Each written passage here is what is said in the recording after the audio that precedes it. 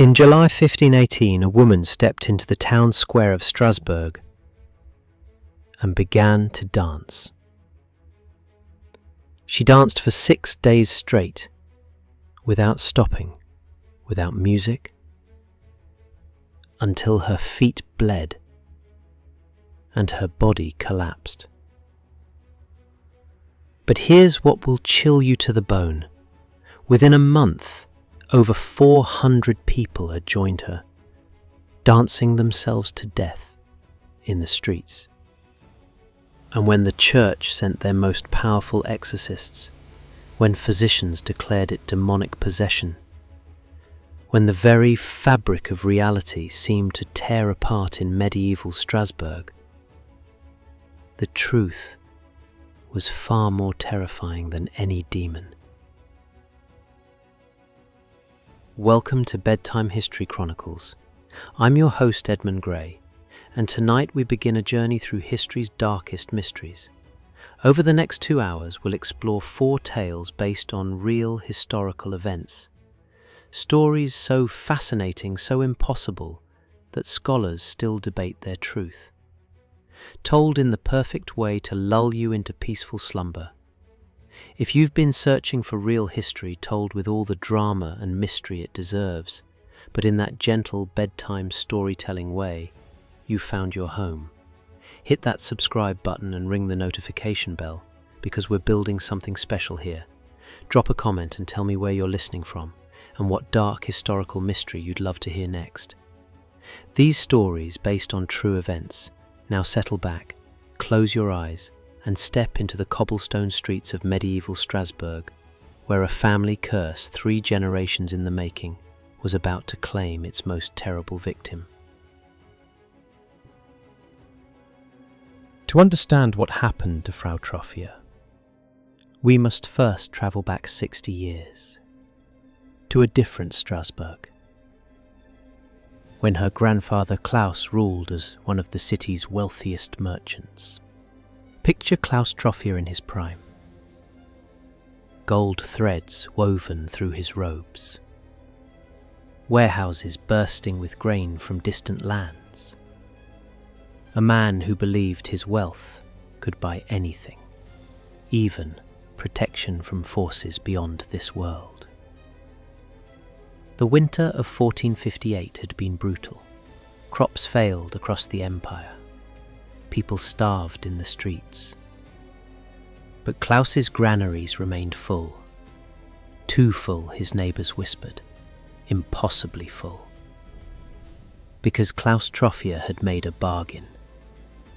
A contract written not in ink, but in blood, with entities that promised prosperity in exchange for something far more valuable. For 20 years the pact held. The Troffea name meant power, meant influence, meant survival when others perished. But every contract has terms. And Klaus's bill was about to come due. The demons demanded his firstborn grandson as payment. Klaus refused. And so began a curse that would strip away everything, generation by generation, until nothing remained but poverty, desperation, and a hunger in the blood that could never be satisfied. By 1518, the curse had done its work. The Troffea fortune had crumbled to dust.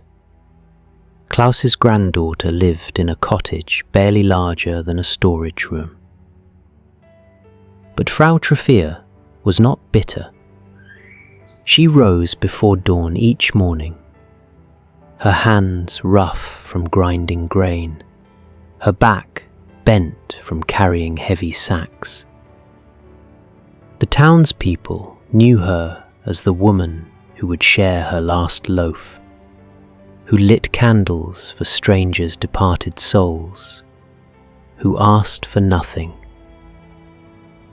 What they didn't know was that she heard whispers, voices that called to her in the dark hours before sunrise.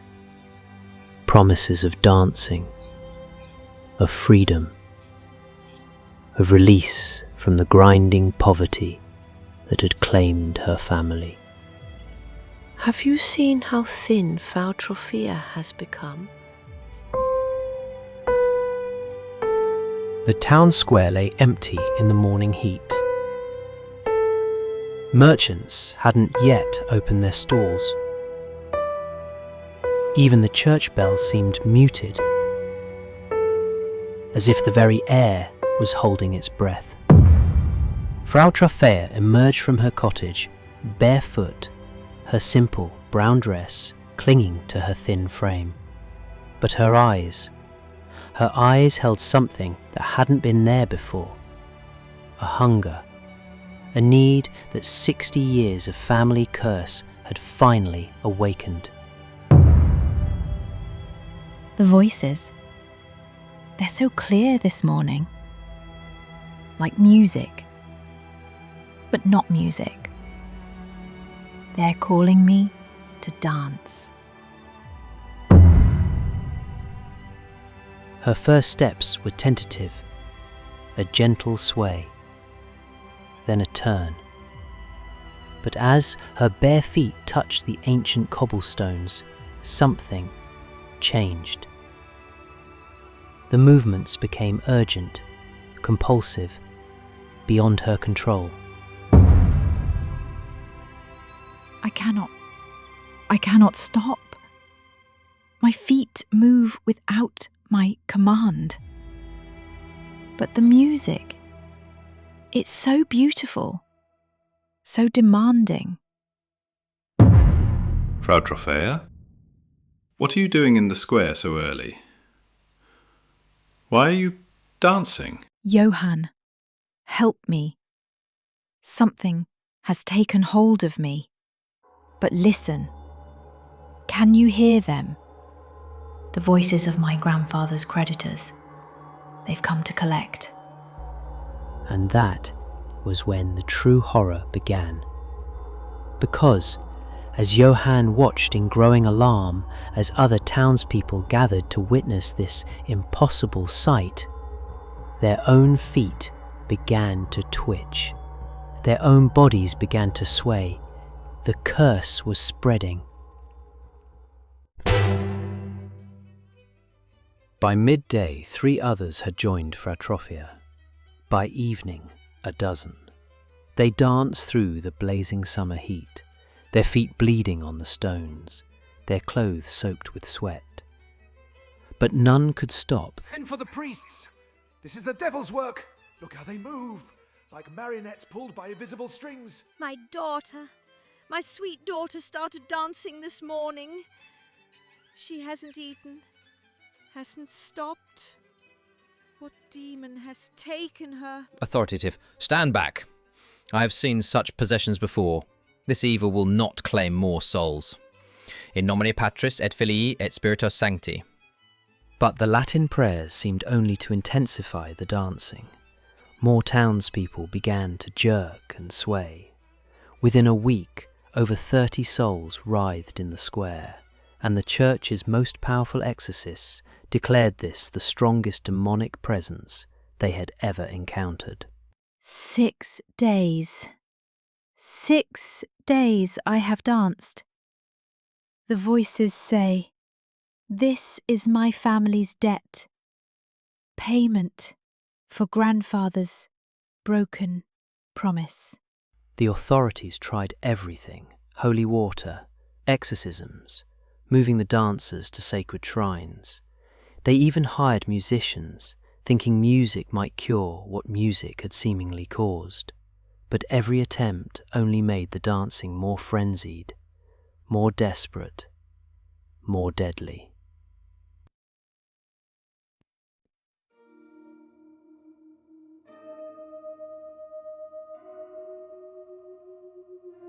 The Strasbourg authorities faced a crisis unlike anything in their experience. Every day brought new dancers. Every night claimed more victims. The city's leaders gathered in emergency session. We must act before this spreads beyond our walls. Father Benedict, your exorcisms have failed. What more can the Church do? This darkness is stronger than any I have faced. Perhaps we should try music. If demons compel them to dance, maybe mortal music can break the spell.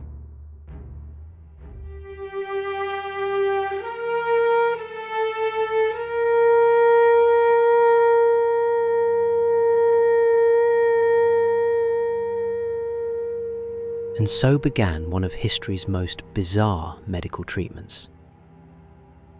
The city hired the finest musicians. Flutes, drums and trumpets filled the square, but instead of curing the dancers, the music only made them dance harder, faster, until even more people joined the deadly parade. I will not play another note. Each song I play adds another dancer. This is not music they hear, but something else. Something unholy. Gentlemen, you deal with superstition. This is clearly a case of overheated blood. We must bleed the patients, cool their fevered minds. But bleeding did nothing. Holy relics did nothing. Moving the dancers to the shrine of St. Vitus, patron saint of dancing, only seemed to anger whatever force controlled them. By the end of July, over 400 people danced in the streets of Strasbourg, and dozens had already died from exhaustion, heart failure, and sheer terror.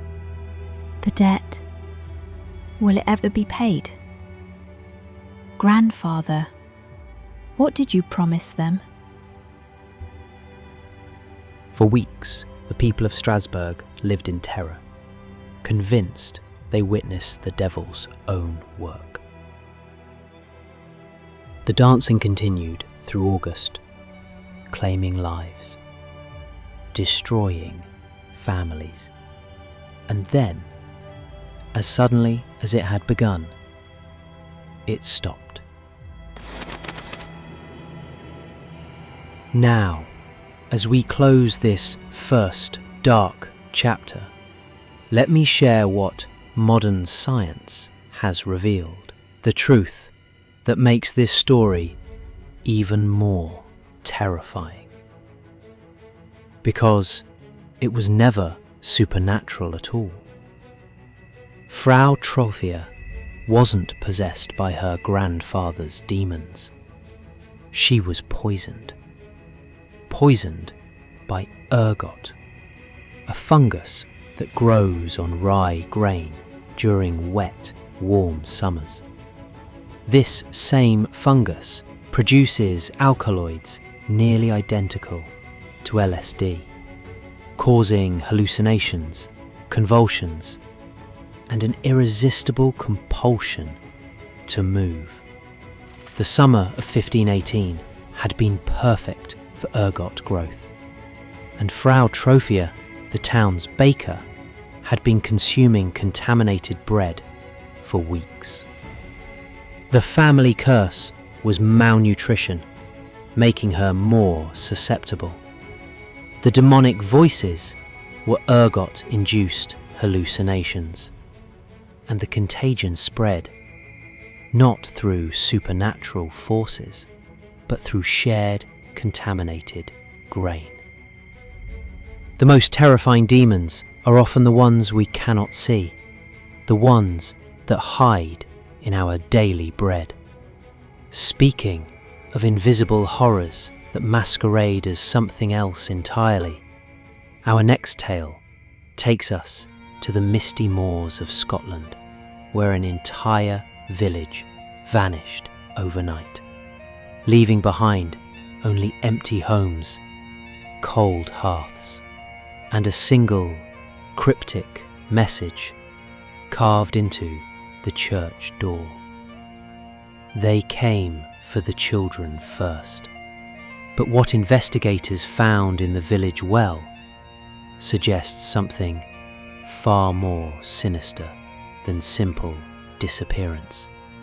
Something that challenges everything we think we know about the boundaries between life and death. Close your eyes once more and let us journey north to the village that time forgot and the mystery that still haunts the Scottish Highlands. In a place where the veil between worlds grows dangerously thin,